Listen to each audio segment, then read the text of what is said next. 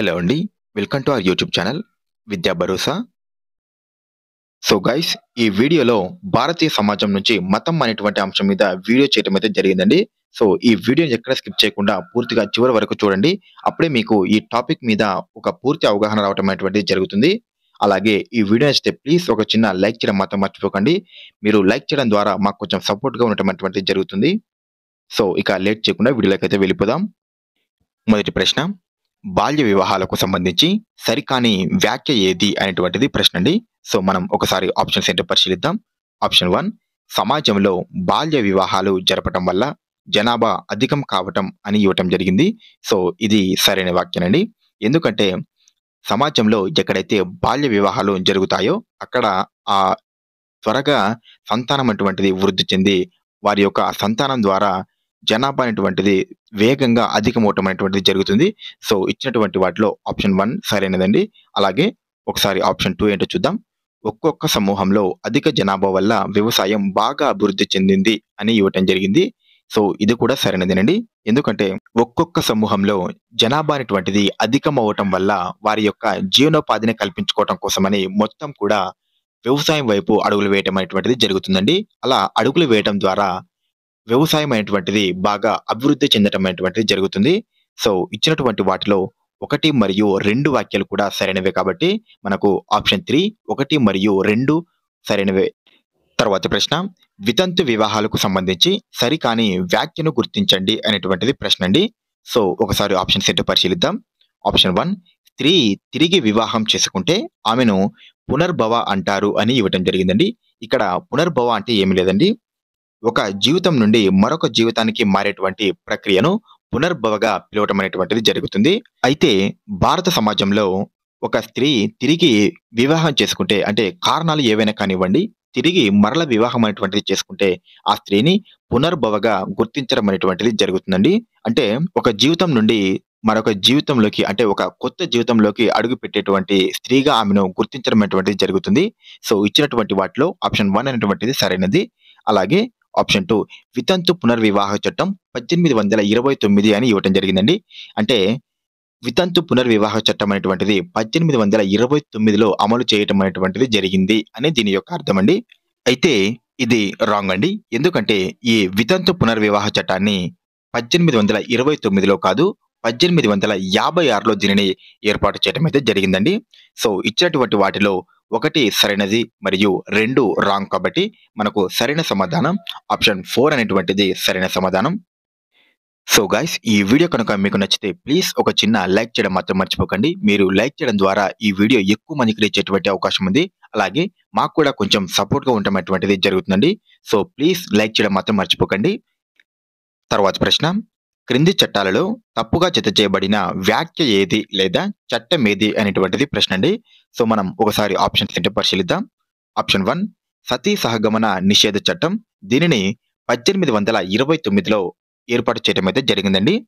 So ఇది సరైనది. అలాగే ఆప్షన్ 2, హిందూ వితంతు పునర్వివాహ చట్టం. దీనిని 1856లో ఏర్పాటు చేయడం అయితే జరిగిందండి. సో ఇది కూడా సరైనదే. అలాగే ఆప్షన్ 3, ప్రత్యేక వివాహ చట్టం.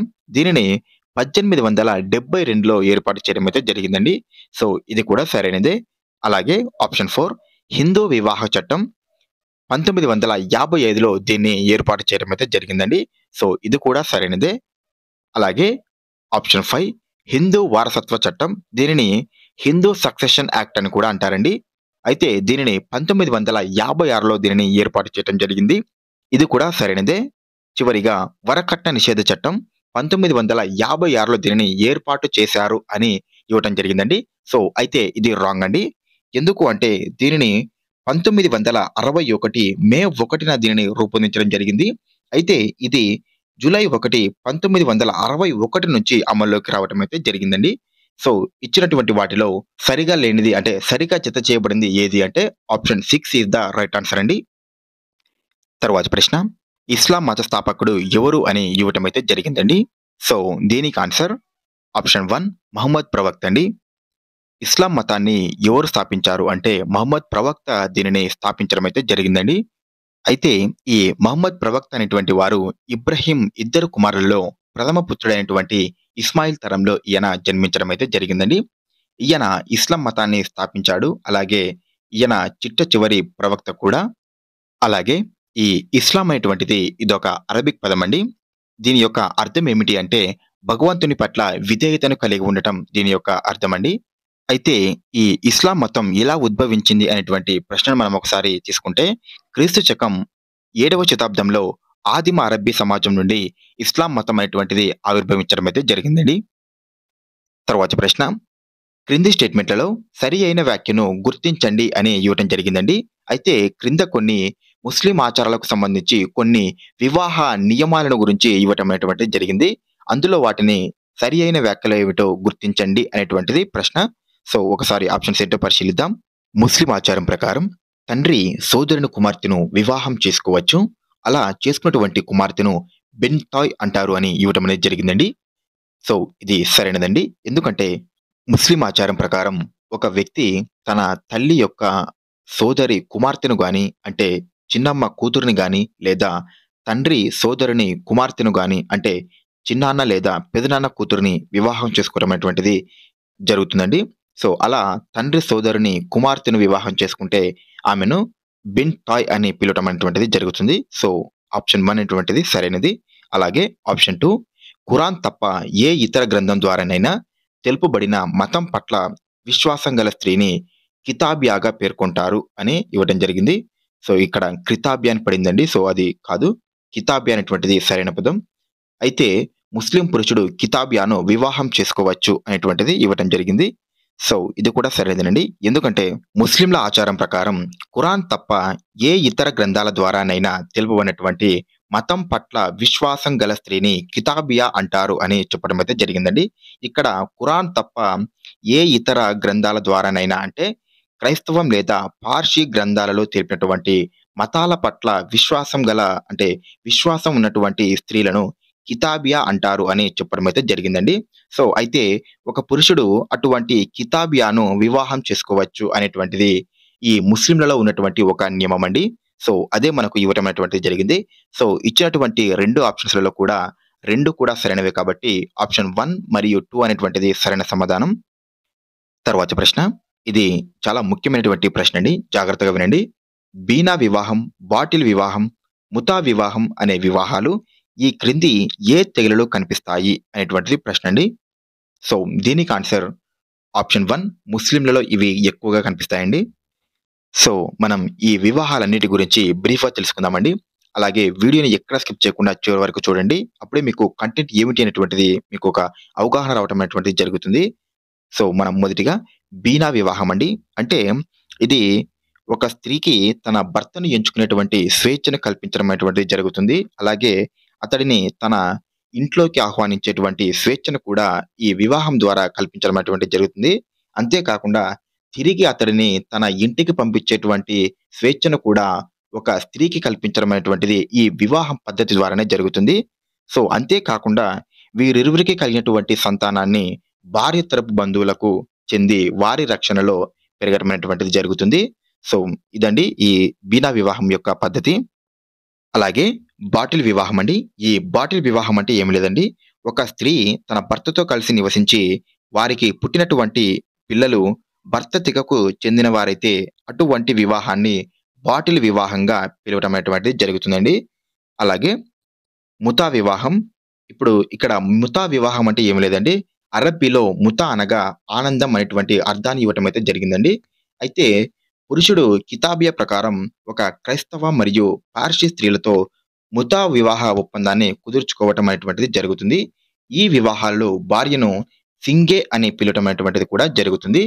సో అయితే ప్రస్తుతం ఈ మహమ్మద్ ప్రవక్త అనేటువంటి వారు ఈ ముతా వివాహాలను నిషేధించడం అయితే జరిగిందండి. సో ఇచ్చినటువంటి ఈ 3 వివాహ రకాలు కూడా ముస్లిం తెగలలో ఎక్కువగా జరుపుకోవడం అనేటువంటిది జరుగుతుందండి. తర్వాత ప్రశ్న, ఇది కూడా చాలా ముఖ్యమైన ప్రశ్న అండి. జాగ్రత్తగా వినండి. మెహర్‌కి సంబంధించి సరి అయిన వ్యాఖ్యను గుర్తించండి అని ఇవ్వటం అయితే జరిగిందండి. ఇక్కడ మెహర్ అంటే ఏమీ లేదండి. ముస్లింల ఆచారం ప్రకారం పెళ్లి తర్వాత భార్య భర్త నుండి పొందేటువంటి ఆస్తిని మెహర్‌గా పిలవటం అనేటువంటిది జరుగుతుంది.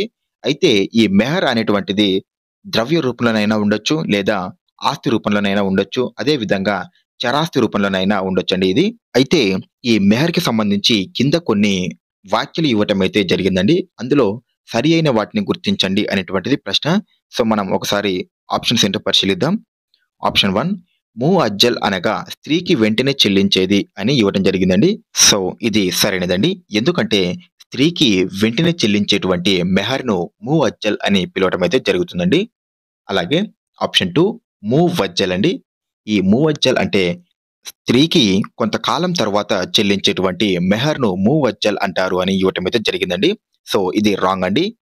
ఎందుకంటే ఈ మువజ్జల్ అంటే వివాహ రద్దు తర్వాత చెల్లించేటువంటి మెహర్‌ను మువజ్జల్ అంటారు అని ఇవ్వటం అయితే జరిగిందండి. సో, ఇది మరణం తర్వాతనైనా ఇవ్వచ్చు, లేదా విడాకుల తర్వాతనైనా చెల్లించేటువంటి మెహర్‌ను మువజ్జల్‌గా పిలవటం అనేటువంటిది జరుగుతుందండి. అయితే ఈ మెహర్ అనేటువంటి దానిని ఎప్పుడు ఇవ్వాలి అనేటువంటి దాన్ని మనం ఒకసారి తీసుకుంటే, దీనిని వివాహ సమయంలోనైనా ఇవ్వచ్చు, లేదా వివాహం అయిపోయిన తర్వాత అయినా కూడా ఇవ్వొచ్చండి.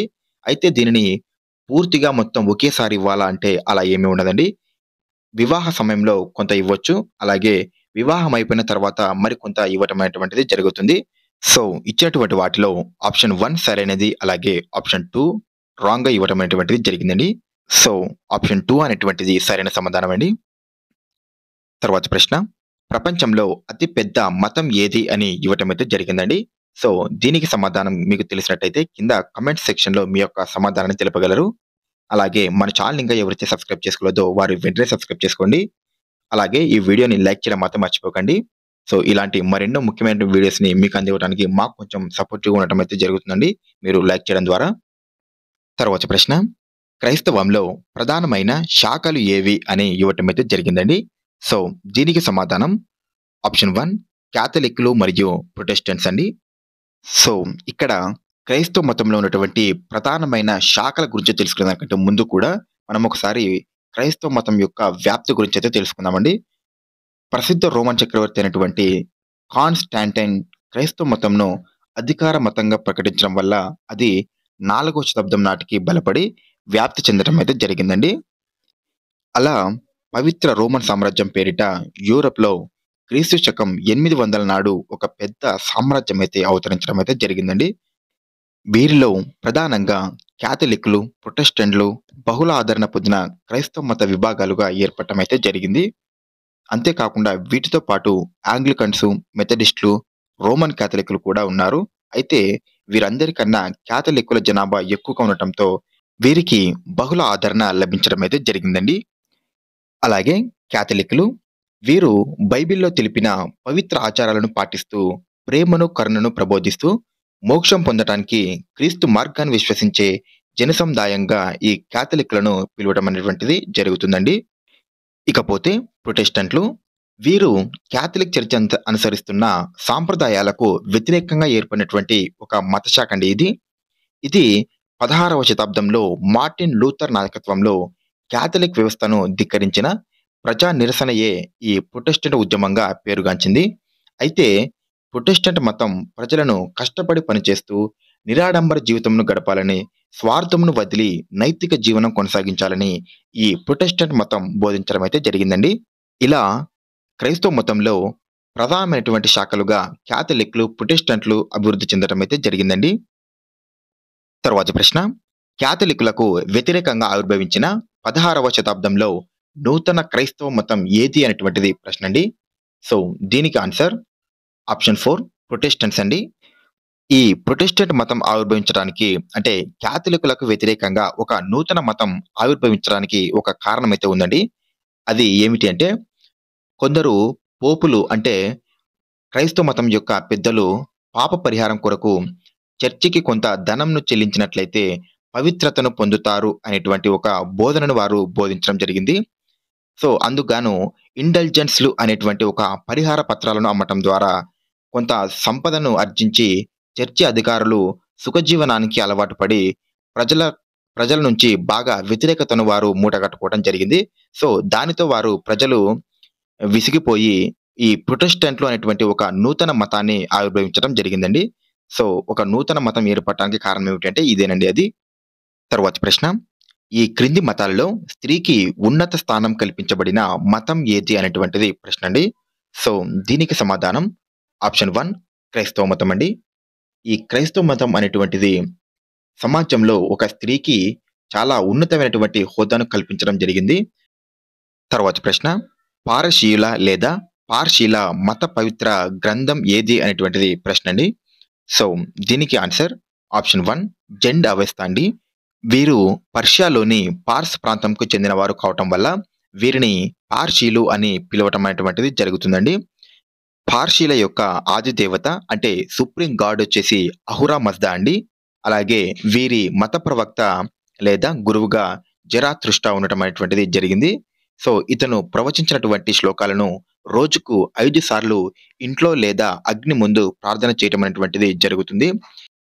తర్వాత ప్రశ్న సంప్రదాయ హిందూ సమాజంలో వివాహానికి సంబంధించిన ప్రధాన లక్ష్యాల విషయంలో సరైన వరుస క్రమం ఏది అనేటువంటిది ప్రశ్న అండి. సో దీనికి సమాధానం ఆప్షన్ 4 ధర్మ ప్రచారతి అండి. సాధారణంగా సాంప్రదాయ హిందూ సమాజంలో వివాహానికంటూ కొన్ని ప్రధానమైనటువంటి లక్ష్యాలను నిర్దేశించడం అయితే జరిగిందండి. అయితే ఇందులో మొదటిది ధర్మ, రెండవది ప్రజ, దీనినే అర్థము అని అంటారు. మూడవది రతి, దీనిని కామం అని కూడా అనటం అయితే జరుగుతుందండి. సో ఈ ధర్మార్థ కామాలను అంటే ఈ మూడింటిని కలిపి త్రివర్గాలు అని పిలవటం అనేటువంటిది జరుగుతుంది. ఇక్కడ మీరు కన్ఫ్యూజ్ అయ్యేటువంటి పాయింట్ ఒకటి ఉందండి, అది కూడా చెప్తాను వినండి. హిందూ జీవనానికి సంబంధించి కొన్ని ఆదర్శమైనటువంటి సూత్రాలను పురుషార్థాలు అని పిలవటం అయితే జరుగుతుందండి. అయితే ఈ పురుషార్థాలు 4 రకాలండి. 1 ధర్మము, 2 అర్థము, 3 కామము, 4 మోక్షం అండి. సో ఏవైతే త్రివర్గాలు అని పిలువబడుతున్నాయో అంటే ధర్మ అర్థ కామాలను త్రివర్గాలని అంటారు. అదే విధంగా పురుషార్థాలు 4, ఇవి ధర్మము, అర్థము, కామము, మోక్షం. సో ఈ 4 అయితే పురుషార్థాలు, 3 త్రివర్గాలు అని పిలవటం అనేటువంటిది జరుగుతుంది. సో మీరు కన్ఫ్యూజ్ అవ్వకండి. తర్వాతి ప్రశ్న హిందూ సాంప్రదాయ విశ్వాసం ప్రకారం వివాహం అనేది ఏమిటి అనేటువంటి ప్రశ్నను అడగటం అయితే జరిగిందండి. సో దీనికి సమాధానం ఆప్షన్ 2 పవిత్ర బంధం అండి. ఈ హిందూ సంప్రదాయం ఏదైతే ఉంటుందో అందులో వివాహాన్ని ఒక పవిత్ర బంధంగా వారు భావించడం అనేటువంటిది జరుగుతుంది. సో ఇదండి ఇవాల్టి వీడియో. ఈ వీడియో నచ్చితే ప్లీజ్ ఒక చిన్న లైక్ చేయడం మాత్రం మర్చిపోకండి. అలాగే మన ఛానల్ ఇంకా ఎవరైతే సబ్స్క్రైబ్ చేసుకోలేదో వారు వెంటనే సబ్స్క్రైబ్ చేసుకోండి. Thank you.